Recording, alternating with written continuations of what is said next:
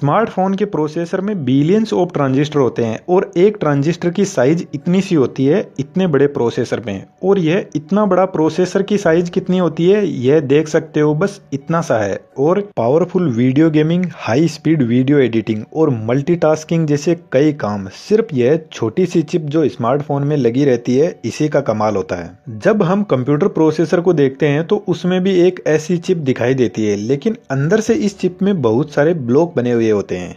जिस तरीके से ह्यूमन ब्रेन कई सारे हिस्सों में डिवाइड रहता है, जिनमें से कुछ मेमोरी पार्ट होते हैं, कुछ एक्टिविटी कंट्रोल करता है जैसे हाथ पैर आइज कंट्रोल करना, बोलना, यह सब। ठीक उसी तरीके से प्रोसेसर हर एक प्रोसेस को अलग तरीके से कंट्रोल करता है। जिस ब्लॉक में प्रोसेसर के नॉर्मल ऑपरेशन परफॉर्म होते हैं लाइक कॉलिंग, टेक्स्ट मैसेज, वहां पर हाई परफॉर्मिंग टास्क जैसे गेमिंग, एडिटिंग ऐसे काम नहीं हो सकते। इसी वजह से आजकल स्मार्टफोन की हाई परफॉर्मेंस भी आती है और बैटरी बैकअप भी अच्छा आता है, क्योंकि प्रोसेसर को डिवाइड कर दिया गया। जब हाई परफॉर्मेंस के काम करते हैं तो बिग सीपीयू काम करता है, इसमें बड़ी कोर होती है और यह पावर भी ज्यादा कंज्यूम करता है। नॉर्मल कामों के लिए एक छोटा सीपीयू होता है जिसमें छोटी कोर होती है और पावर भी कम कंज्यूम करता है। कोर क्या होती है अभी आपको आगे अच्छे से समझ में आ जाएगा। सबसे पहले बेसिक टर्मिनोलॉजी समझ लेते हैं। स्मार्टफोन का प्रोसेसर और कंप्यूटर प्रोसेसर की वर्किंग सेम ही होती है, लेकिन इनकी डिजाइनिंग अलग अलग होती है। स्मार्टफोन का प्रोसेसर हाई एनर्जी एफिशिएंट होना चाहिए, जबकि कंप्यूटर का प्रोसेसर हाई परफॉर्मेंस का होना चाहिए।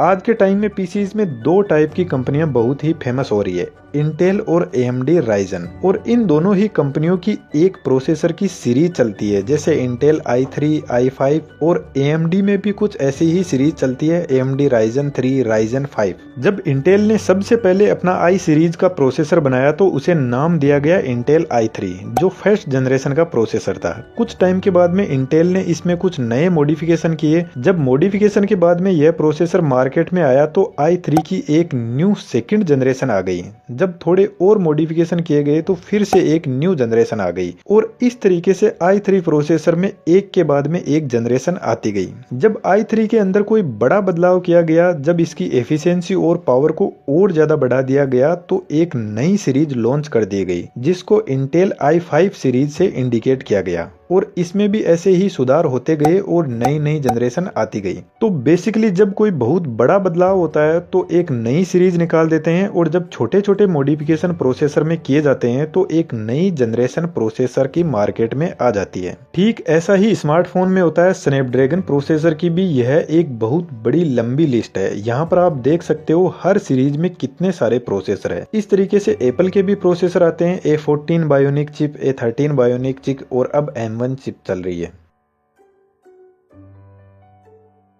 प्रोसेसर की कोर को आप कुछ इस तरीके से समझ सकते हो कि जैसे एक घर में बहुत सारे कमरे हैं और हर एक कमरा अलग सेपरेट काम के लिए बना हुआ है। जैसे किसी कमरे में खाना बन रहा है तो किसी में टीवी चल रहा है और किसी में कोई और काम हो रहा है। तो प्रोसेसर में भी कुछ इसी तरीके की कोर बनी होती है। यदि किसी कोर में म्यूजिक प्ले हो रहा है तो दूसरी कोर में व्हाट्सएप चैटिंग भी चल रही होती है। तो प्रोसेसर में जितनी ज्यादा कोर होगी, मल्टीटास्किंग करना उतना ही आसान होता जाएगा।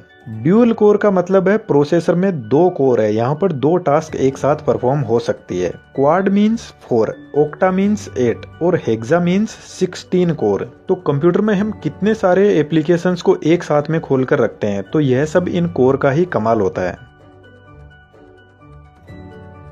थ्रेड प्रोसेसर की कोर में एक तरीके की वर्चुअल कोर होती है। जैसे प्रोसेसर की यह एक कोर है और इस कोर की थ्रेडिंग कर दी गई है। अब यहाँ पर प्रोसेसर की एक कोर भी मल्टीपल काम कर सकती है। जैसे हम व्हाट्सएप चैटिंग भी कर रहे हैं और साथ में गाने भी सुन रहे हैं, तो इस कोर का 75% जैसे व्हाट्सएप चैटिंग में यूज हो रहा है और 25% गाने सुनने में यूज हो रहा है। तो थ्रेडिंग में कोर को अंदर से फिजिकली डिवाइड नहीं किया जाता है, यहाँ पर वर्चुअल डिवाइडेशन होता है। जिस काम में जितना परसेंटेज चाहिए उतना वह कोर को यूज कर लेगा। यदि कोई बड़ा काम आ गया तो यह पूरी कोर यानी कोर में जितने भी थ्रेड है वह सब मिलकर काम करेंगे। तो यदि हम ड्यूल कोर प्रोसेसर की हम थ्रेडिंग कर देते हैं तो वही ड्यूल कोर प्रोसेसर 4 कोर यानी क्वाड कोर प्रोसेसर की तरह काम करेगा। इसलिए जब भी कोई स्मार्टफोन या कंप्यूटर खरीदो तो कोर की थ्रेडिंग वाला सिस्टम ही खरीदना। 2.6 gigahertz clock frequency, 3 gigahertz, 4 gigahertz, ऐसा कुछ प्रोसेसर की क्लॉक फ्रीक्वेंसी के बारे में लिखा रहता है। गीगाहर्ट्ज का मतलब होता है 10 की पावर 9, यानी सीपीयू की क्लॉक फ्रीक्वेंसी 3 गीगाहर्ट्ज है तो 3 को मल्टीप्लाई कर देंगे 10 की पावर 9 से, और यहाँ जो हमको वैल्यू मिली है इसका मतलब होता है यह प्रोसेसर 1 सेकंड में इतने इंस्ट्रक्शंस को एग्जीक्यूट कर देता है। प्रोसेसर में लगे रहते हैं millions and billions of transistor. Intel i9 processor में 6 बिलियन ट्रांजिस्टर लगे हुए हैं। आईफोन 13 के सीपीयू में 15 बिलियन ट्रांजिस्टर लगे हुए हैं। और ट्रांजिस्टर एक तरीके का पावर इलेक्ट्रॉनिक स्विच होता है जिसके पास में सिर्फ ऑन ऑफ होने की ही पावर होती है। जिस तरीके से हमारे घर का स्विच ऑन ऑफ होता है उसी तरीके से ट्रांजिस्टर काम करता है, लेकिन यह इलेक्ट्रॉनिक स्विच होता है जो बहुत ज्यादा हाई स्पीड पर ऑपरेट करता है। तो यह जो इतनी बड़ी क्लॉक फ्रीक्वेंसी की अपने पास में वैल्यू आई है, इसका मतलब यही है कि यह ट्रांजिस्टर 1 सेकंड में इतनी बार ऑन ऑफ हो सकता है। अब आपके दिमाग में क्वेश्चन जरूर आया होगा कि ऑन ऑफ से प्रोसेसर का क्या काम। तो यहाँ पर ऑफ का मतलब होता है 0, ऑन का मतलब होता है 1, और कंप्यूटर को 0 और 1 की लैंग्वेज ही समझ आती है। मॉडर्न लेटेस्ट टेक्नोलॉजी के जो प्रोसेसर है उनमें एज ए ट्रांजिस्टर मोसफेट का यूज होता है। वैसे मोसफेट नहीं होता है, वह कुछ इसका अपडेटेड वर्जन होता है जिसको FinFET बोलते हैं। अब यहाँ पर क्लॉक फ्रीक्वेंसी हाई है तो इसका मतलब यह नहीं है कि कंप्यूटर या स्मार्टफोन की स्पीड भी ज्यादा होगी। एक एग्जाम्पल देखते हैं। जैसे 2 पर्सन है, एक 60 ईयर का है, एक 20 ईयर का है। दोनों इंसान को 1 आवर में 100 ईंट उठानी है। तो जहां पर 60 साल के इंसान को 100 ईंट उठाने में 1 घंटे का टाइम लगेगा, वहीं पर 20 साल के लड़के को सिर्फ 50 मिनट का ही टाइम लगेगा। तो इसी तरीके से यदि i9 प्रोसेसर की क्लॉक फ्रीक्वेंसी i7 जैसी ही है तो i9 हाई स्पीड में 20 साल के लड़के की तरह काम करेगा। उसी काम को जल्दी कंप्लीट कर देगा क्योंकि उसके पास में ज्यादा एनर्जी है, ज्यादा पावर है। तो जितनी ज्यादा क्लॉक फ्रीक्वेंसी हो उतना अच्छा है, लेकिन प्रोसेसर में थ्रेडिंग कोर यह सब भी प्रोसेसर की स्पीड के लिए मैटर करते हैं। प्रोसेसर के साथ में आपको यह भी देखने को मिलेगा कि यह प्रोसेसर 10 नैनोमीटर या 15 नैनोमीटर चिपसेट फैब्रिकेशन टेक्नोलॉजी पर बेस्ड है। यहाँ पर 10 नैनोमीटर का मतलब ट्रांजिस्टर से ही होता है। मींस एक ट्रांजिस्टर से दूसरे ट्रांजिस्टर के बीच की दूरी सिर्फ 10 नैनोमीटर है, जिसको हम आंखों से देख भी नहीं सकते। जैसे एप्पल A14 बायोनिक चिप के अंदर 5 नैनोमीटर चिपसेट यूज हुआ है। तो ट्रांजिस्टर टू ट्रांजिस्टर डिस्टेंस जितनी कम होती जाएगी उतना ही प्रोसेसर की स्पीड बढ़ेगी और वह पावर भी कम कंज्यूम करेगा।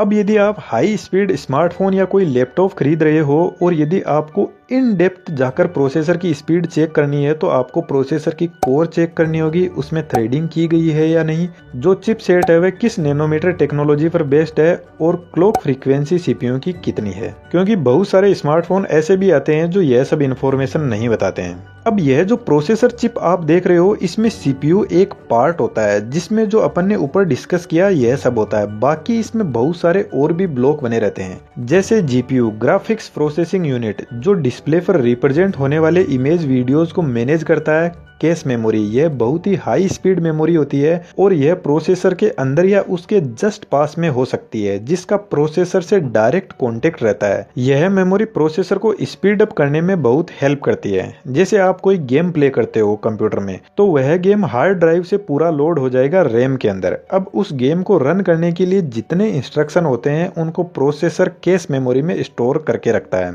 जैसे कार ड्राइविंग कर रहे हो तो कार को स्टॉप करना, कार को स्पीड अप करना, यह सब। इन मेमोरी की size 2 MB, 4 MB, 8 MB, 12 MB इतनी ही होती है। तो जिन इंस्ट्रक्शंस की प्रोसेसर को रेगुलर बेसिस पे जरूरत पड़ती है उनको वह कैश मेमोरी में स्टोर करके रखता है। इसी तरीके से एक मॉडेम का ब्लॉक होता है जो नेटवर्क से रिलेटेड काम करता है, इंटरनेट से डाटा किसी को भेजना, रिसीव करना, यह सब। स्टोरेज कंट्रोलर मेमोरी के अंदर इंफॉर्मेशन स्टोर और लोड करता है।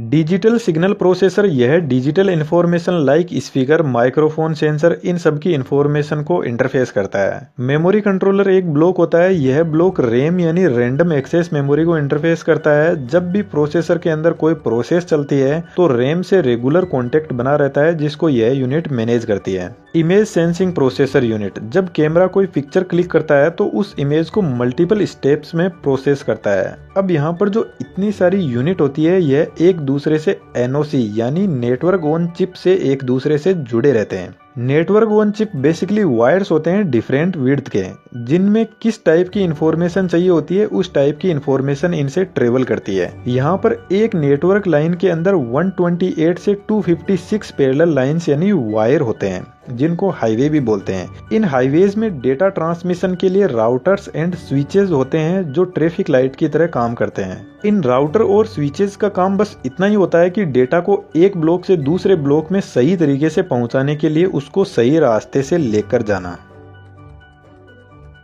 यदि स्मार्टफोन की बात करें तो जैसे स्मार्टफोन में कैमरा पिक्चर क्लिक करता है, तो camera basically millions of pixel की इंफॉर्मेशन कलेक्ट करता है। इस चीज को थोड़ा और अच्छे से समझने के लिए इस वीडियो को आप देख सकते हो। अब जो कैमरे ने पिक्चर क्लिक करी है, यह पिक्चर का एक रॉ मटेरियल होता है। इस रॉ मटेरियल को सबसे पहले भेजा जाता है रैम के पास में। जब कैमरा पिक्चर क्लिक करता है तो उसकी साइज बहुत ज्यादा बड़ी होती है, क्योंकि यह एक रॉ मटेरियल होता है जिसमें बहुत सारी फालतू की इन्फॉर्मेशन भी होती है, जिसको अभी प्रोसेसिंग करना बाकी है। वैसे आजकल रैम नहीं डी रैम यूज होती है। डी रैम से यह डेटा जाता है इमेज सेंसिंग प्रोसेसर यानी ISP के पास में। ISP इमेज को मल्टीपल स्टेप्स के अंदर फिल्टर करता है और जितने भी डार्क पिक्सल है उनको ठीक करता है, और जो इन्फॉर्मेशन ह्यूमन आईज से दिखाई नहीं देती है उसको रिमूव करता है, और जो भी इमेज में पिक्सल है उनकी मैपिंग करता है। मैपिंग मतलब हर पिक्सल के अंदर जो भी इंफॉर्मेशन स्टोर है रेड, ग्रीन और ब्लू कलर की, उसको रीड करता है और सही से उसको मैनेज करता है। उसके बाद में ISP से डेटा जाता है GPU के पास में। GPU इस इमेज को जो डिस्प्ले की साइज है उसके हिसाब से सेट करता है।